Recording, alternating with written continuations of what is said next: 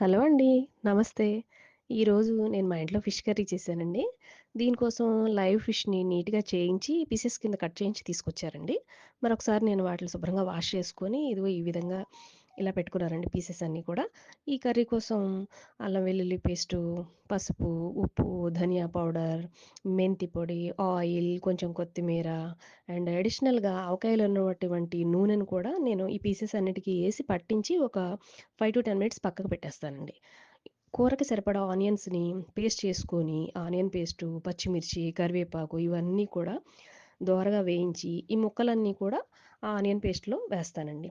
కొంచెం మగ్గిన తర్వాత చింతపండు ఏదైతే మనం ముందుగా కూరకు సరిపడా, పులుసుకి సరిపడా అటువంటి చింతపండుని నానబెట్టుకొని ఉంచుకుంటామో, అది కూడా దాంట్లో పోసి దగ్గరగా రానిస్తానండి కూరంతా కూడా. ఓ పక్కన ఫ్రై కూడా అవుతుందనుకోండి. కూరంతా దగ్గరగా వచ్చిన తర్వాత గరం మసాలా, ఫిష్ గరం మసాలా నా స్టైల్‌లో నేను చేసుకుంటానండి. అది మరొకసారి మీకు చూపిస్తాను.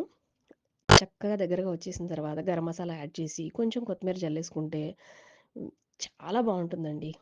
ఒకసారి ట్రై చేసి చూస్తారని ఈ వీడియో అప్‌లోడ్ చేస్తున్నానండి. బాయ్ అండి. మరొక వీడియోతో మళ్ళీ మీ ముందుకొస్తాను.